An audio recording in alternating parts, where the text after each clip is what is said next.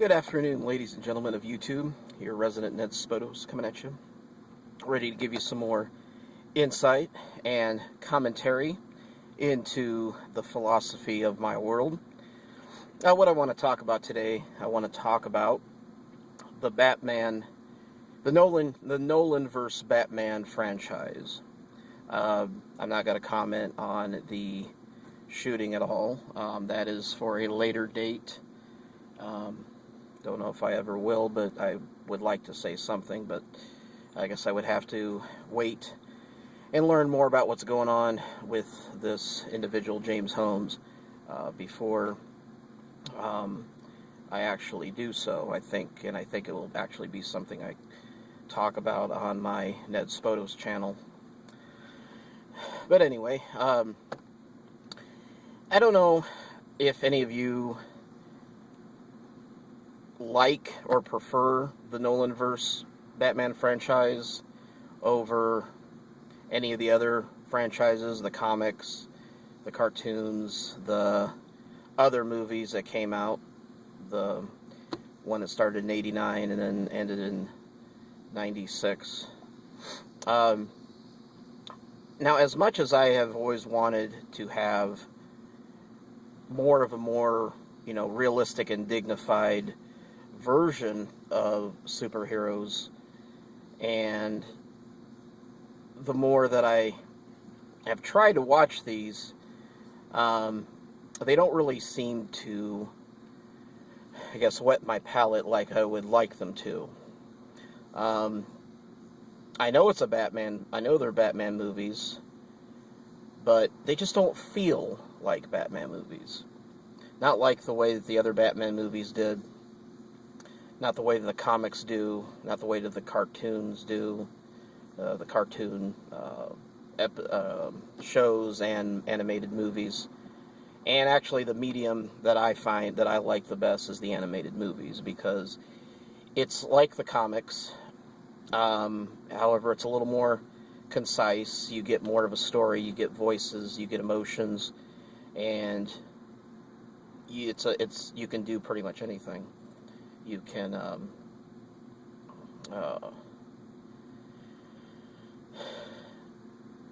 listen to what they have to say, where you're kind of filling in, your own little blanks when you're reading the comics. Especially for me, with somebody with Asperger's syndrome and ADD, it's kind of funny like that. So it's like I get to experience it, but experience it in the way that I like to do it. I would have to say, though, out of all three of the Nolanverse Batmans, that the second one was the best. That I go number one and then number three. The reason why the second one was the best was because of what's his name? Trying to think of his name. Not Hugh Jackman, of course not. Heath Ledger. His performance as the Joker was just brilliant. My brother loved the movie so much based on that. He went and saw it in the theater 6 times. And now, and some people, who may not care for these Batman films overall, and they haven't really been into Batman much at all. They're not really DC people, but they agreed that the Joker was bigger than the movie. And I don't really think, this Bruce Wayne, he's to me, in my opinion, he's a little bit too much of an emo type character. I don't think, Bruce Wayne would not be let things get him down so badly like they did. I mean, I think there has been more indications of that in the comics where he has, but not the Batman I know from, say, the cartoon shows and the cartoon movies. Nothing could stop him. And if it did stop him a little bit, he still held the composure of being ahead of it all. But for me, the reason why these Nolanverse Batmans, mainly the first one and mainly the third one, because in the second one, the element that I'm going to talk about, what makes Batman what he's supposed to be, the best. The reason why, I mean, at least for me, especially like in this third one, and in contrast to the other into the comics and in the cartoon movies and films, it's not what makes Batman excellent. I mean, not just as detective work. And we really didn't see a lot of, actually, thinking about it, there really wasn't much detective work going on in these films. And I've only seen, like, the first one once, and I've only seen the second one once. I even have the second one on Blu-ray. Got it for Christmas when it first came out, and I only started to watch it again once, but the Blu-ray program I had on my computer was causing a lot of pixelization and bad process and all that. So then I was going to watch it again here a few days ago, but I never did it.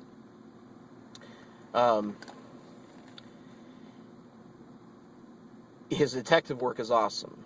I mean, in the cartoon films, animated films, and in the comics too.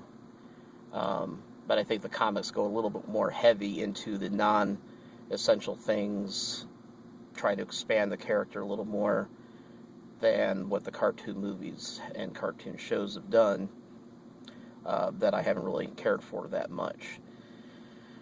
But what makes the franchise so awesome, and especially with those first four films from 89 to 96, is the contrast of Batman's seriousness and sanity.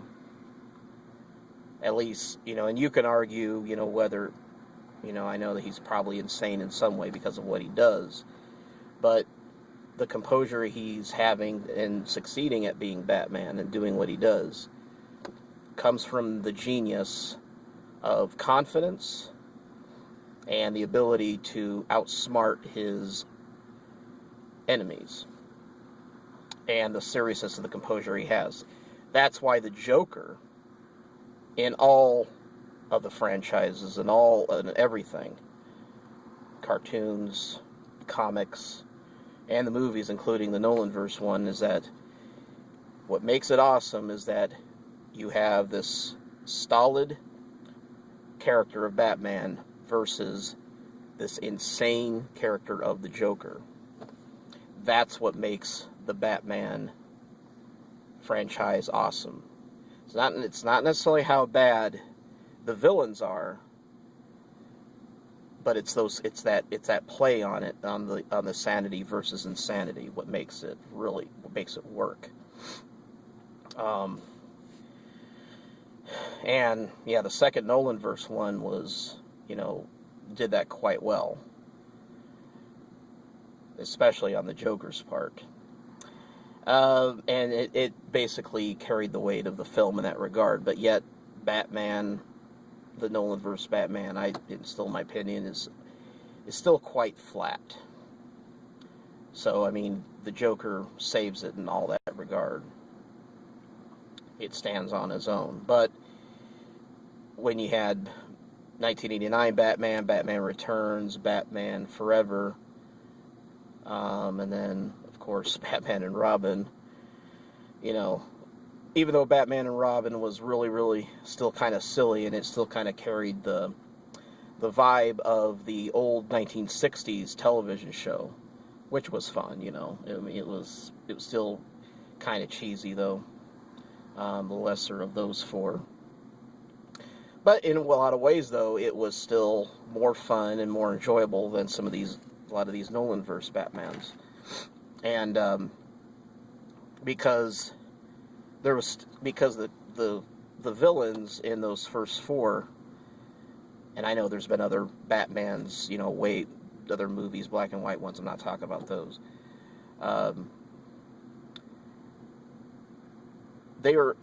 You had Jack Nicholson playing the Joker, and even though he wasn't really doing a version of the Joker we had really ever seen before, because Jack Nicholson didn't know anything about the Joker when he was cast, he just was kind of doing his own little version of it. And it was still awesome. You know, Jack Nicholson's always been kind of the, you know, plays really crazy people anyway, you know, from The Shining and all that. So he was a good fit for that regard. But then you had all the characters after that, um, like the Penguin, Catwoman, Two-Face, the Riddler, Jim Carrey. Now, if Jim Carrey would have been known back in '89, he would have been perfect for the Joker, very much so. Even, you know, even Iceman a little bit, and, you know, even kind of Poison Ivy, and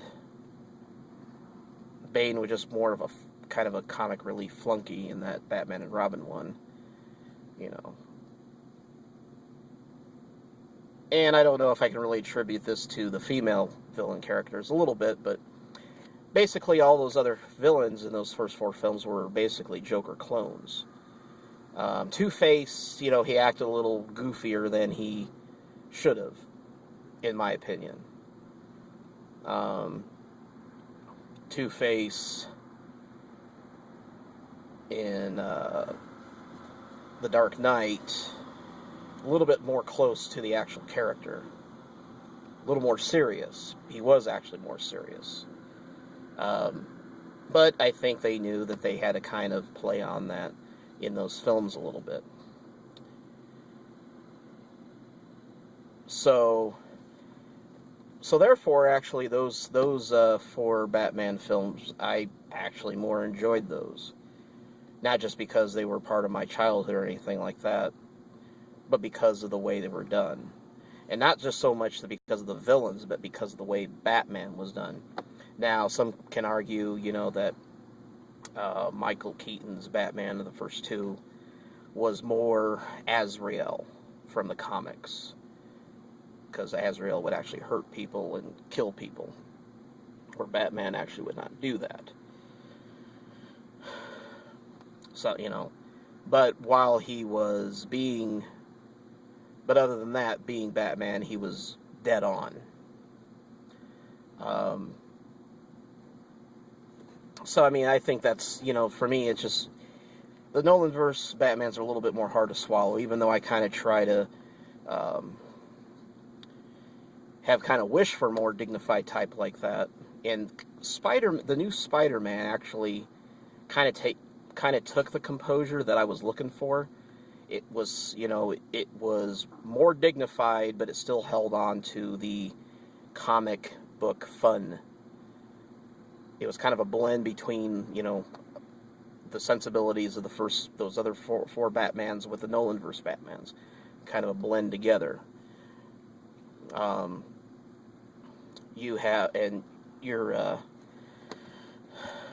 see here, I'm trying to think here. There's so much to think about with these franchises. So much to analyze in consideration of all. Oh, my last point. And see, that's what happened. That's what was wrong with with the first and the third Batman. The villains, Ra's al Ghul. Now, Ra's al Ghul actually, I think, though, well, I mean, yeah, he was a little more close to what Ra's al Ghul was in the comics. And I would say that Talia al Ghul was too. I'm not so sure about Bane, though. But I think that the Batman franchises have always done better with... I mean, the Joker has always been the best one because of that element. But I think, though, that even with Liam Neeson's version of Ra's al Ghul was a little more serious, a little more closer to Batman, and even though he is supposed to be his intellectual equal, there was still some of his insanity kind of left out. That's a little more better portrayed, I've noticed, in the comic cartoon movies and films. And I think Bane even was a little more wacko too. He wasn't so collected. I mean, he was a brute. You know, he was a brute. And there was a lot of that in the film, too. He was a brute, too, but he was a little more kooky, though, I think, in my opinion, and for what I do remember.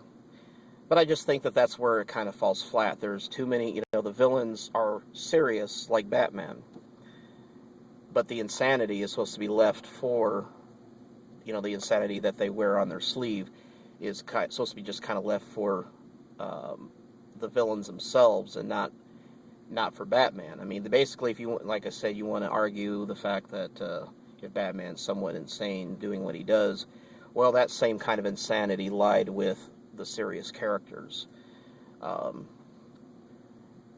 Ra's al Ghul, and he is kind of a Batman in that way, just evil, more evil intentions come about his mind and such. It's just too bad that Heath Ledger had to die on us. It's like we could have got a better franchise of other Batmans, even in the Nolanverse. But I don't know. I don't know if they would want to go that route again. Some people were wanting to indicate for him to come back. Because just like in the comics, the Joker is always, seems like he dies, but then he always comes back. I don't know if they'll ever do that, and that's the problem with a lot of comic book films, movies, because they have to be made for a high marketability profile.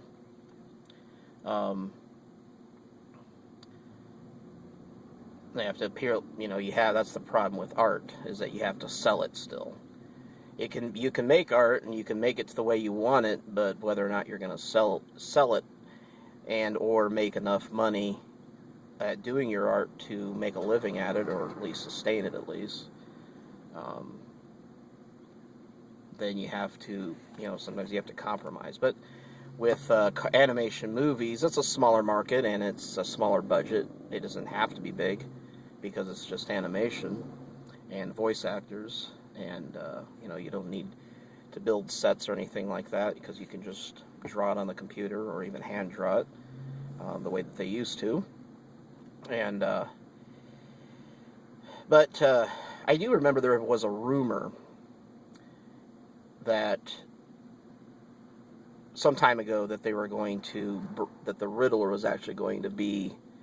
Actually, I think the Riddler was supposed to be in the second Nolanverse film, but that rumor was squashed, and the person who was going to be cast for it was Crispin Glover, and he'd be an excellent Riddler too.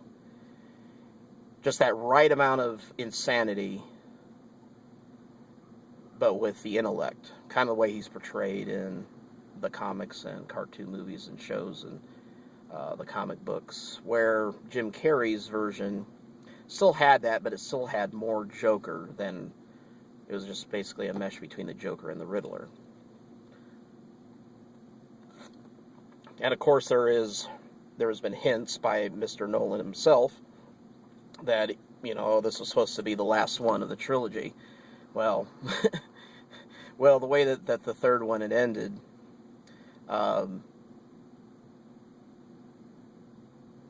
there seems to be something to be left open, and not to just leave it hanging, But I would really like to see the Riddler in the next one. And if they could get Crispin Glover, and or whoever, because Heath Ledger, good Lord. I mean, I don't know about you guys. I'm sure any of you watching probably agree. I mean, he exceeded all our expectations. He did better than anybody could have ever imagined. I mean, when I first heard he was going to be the Joker, it's like, what the hell? It's like, this, because there was, from what I remember, there wasn't ever any kind of indicator that he would have, I've never really seen him do any characters that were anything Joker-like whatsoever. So I thought, well, shit, this is going to be stupid, Boy, I was wrong, big time. But that's because I didn't, really take into consideration. I mean, I I think that he, he's a theater actor, schooled in theater, But even when you hear that, it's like you don't know what to expect. But man, amazing, just amazing. Not only just one of the best Jokers of all time, but one of the best villains of all time. That version of him, and one of the best performances and characters of any film of all time. Just amazing, unbelievable. I got to go back and watch that second Batman again. I really do. I'm thinking about it. It's like, damn, can't believe I only watched it once. But anyway, that's my thoughts for today. If you have any questions, comments, video responses are always appreciated. Like and subscribe, and I will talk to you later.